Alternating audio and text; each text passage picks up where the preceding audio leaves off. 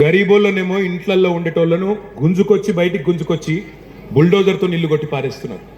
ఆఖరికి పిల్లలు పుస్తకాలు తీసుకుంటాం, వాటర్ బాటిల్ తీసుకుంటాం అంటే కూడా మెడలు పట్టి నూకి వాళ్ళని ఏడిపించుకుంటా బయటికి గుంజుకొచ్చి ఇవాళ ఈ పరిస్థితి తెచ్చింది. 2 ఏళ్ళైంది ప్రభుత్వం వచ్చి. నేను ఒక్క మాట అడుగుతున్నా, గరీబోళ్ళకు మాత్రమే ఉంటుందా హైడ్రా? గరీబోళ్ళను మాత్రమే కొడుతుందా హైడ్రా బుల్డోజర్? పెద్ద పెద్దోళ్ళని కొట్టదా? రేవంత్ రెడ్డి అన్న దుర్గం చెరువులో ఆయన ఇల్లున్నది, దుర్గం చెరువు FTL లోపల ఉన్నది, దాన్ని మాత్రం పోదు హైడ్రా. పట్నం మహేందర్ రెడ్డి ఇల్లు తాలా మధ్యలున్నది, అక్కడికి మాత్రం పోదు హైడ్రా.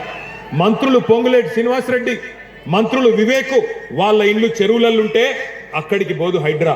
కానీ ఇగో ఈ గరీబోళ్ళ ఇళ్లకు పోయి వాళ్ళ ఇళ్ళకెళ్ళి బయటికి గుంజి ఈ 2 ఏళ్లలో ఎన్ని వేల ఇండ్లు కూలగొట్టిండో రేవంత్ రెడ్డి ఒక్కసారి యాద తెచ్చుకోండి.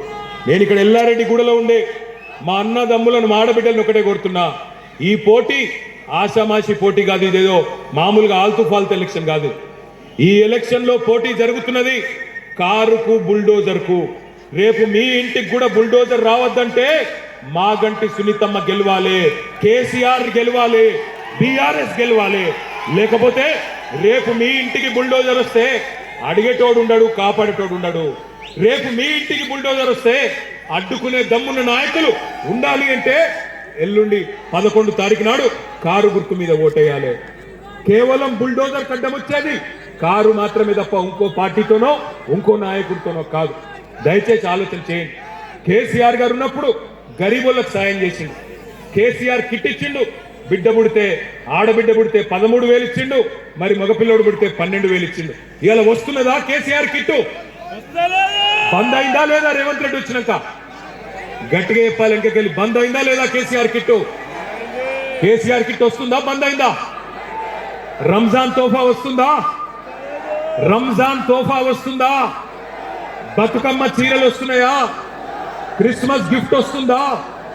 దళిత బంధు వస్తుందా? మైనారిటీ బంధు వస్తుందా? ఇలా రైతు బంధు వస్తుందా?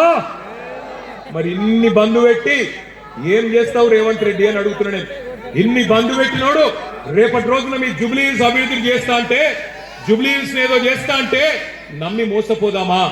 2 ఏళ్ల కిందటనే 420 హామీలు ఇచ్చి అడ్డగోలు మాటలు చెప్పి గద్దెనెక్కి ఇవాళ 2 ఏళ్లలో ఒక్క గ్యారంటీ కూడా పూర్తి చేయలే. ఏమన్నంటే ఫ్రీ బస్సు చేసిన కదా అంటాడు. నేను ఒక్క మాట అడుగుతున్నా, ఫ్రీ బస్సు అంటే మహిళలకేమో ఫ్రీ బస్సు, ఇంట్లో ఉండే మహిళకు ఫ్రీ బస్సు, మరి ఇంట్లో ఉండే మొగాయనకు డబుల్ టికెట్. ఇక అదేం ఫ్రీ బస్సు పాడై? మొగళ్ళకేమో డబుల్ టికెట్, డబుల్ రేటు. అదే మళ్ళీ మహిళకు ఫ్రీ అట. అంటే కుడి చేత్తో ఇచ్చుడు, ఎడమ చేత్తో తీసుకున్నాడు, అది ఎట్లా ఫ్రీ అవుతుంది? ఆలోచించండి. ఇంకొక మాట కూడా నేను అడుగుతున్నా, కేసీఆర్ గారు ఉన్నప్పుడు హైదరాబాద్ లో ప్రతి బస్తీలో, ప్రతి ఇంటిలో, ప్రతి అపార్ట్మెంట్ లో 20,000 లీటర్లు ఉచితంగా మంచినీళ్ళు ఇచ్చిండు. ఇలా అదే మంచినీటికి రేవంత్ రెడ్డి ప్రభుత్వం వచ్చినాక బిల్లులు వస్తున్నాయా లేవా? బిల్లులు వస్తున్నాయా లేవా? వస్తున్నాయా లేవా? వస్తున్నాయి. మీకు తెలియదు, GHMC అయిపోగానే ఒక్కొక్కరికి వేల రూపాయల బిల్లులేసి మళ్ళొక్కసారి ఉచిత మంచినీటి పథకాన్ని రద్దు చేసే ప్రయత్నం చేస్తున్నాడు రేవంత్ రెడ్డి. ఆలోచించండి. నేను ఇక్కడికి ఇచ్చేసిన మా ఆడబిడ్డల్ని, అన్నదమ్ముల్ని కోరేది ఒకటే, ఈ పోటీ ఏదో ఆషామాషి పోటీ కాదు. ఈ ఎన్నిక 4 కోట్ల మంది తెలంగాణ ప్రజలు జూబ్లీహిల్స్ దిక్కే చూస్తున్నారు. 4 లక్షల మంది ఓటర్లు ఉన్నారు జూబ్లీహిల్స్ లో. మీ 4 లక్షల మందికి 4 కోట్ల మంది తరఫున తీర్పునిచ్చే ఒక అవకాశం వచ్చింది. 10 ఏళ్ల అభివృద్ధికి 2 ఏళ్ల అరాచకానికి మధ్యన జరుగుతున్న పోటీ ఇది. 10 ఏళ్ల వికాసానికి 2 ఏళ్ల విధ్వంసానికి మధ్యన జరుగుతున్న పోటీ. 10 ఏళ్ల సంక్షేమానికి 2 ఏళ్ల సంక్షోభానికి మధ్యన జరుగుతున్న పోటీ ఈ పోటీ. ఈ పోటీలో తీర్పు చెప్పాల్సింది మీరు. మీరే జడ్జిలు, మీరే న్యాయ నిర్ణేతలు. ఎవరి పరిపాలన సరిగ్గుండే? 10 ఏళ్ల కేసీఆర్ పరిపాలన బాగుండేనా? 2 ఏళ్ల కాంగ్రెస్ పరిపాలన బాగుందా? దాని మీద తీర్పు చెప్పవలసిందిగా మిమ్మల్ని అందరినీ నేను కోరుతా ఉన్నా.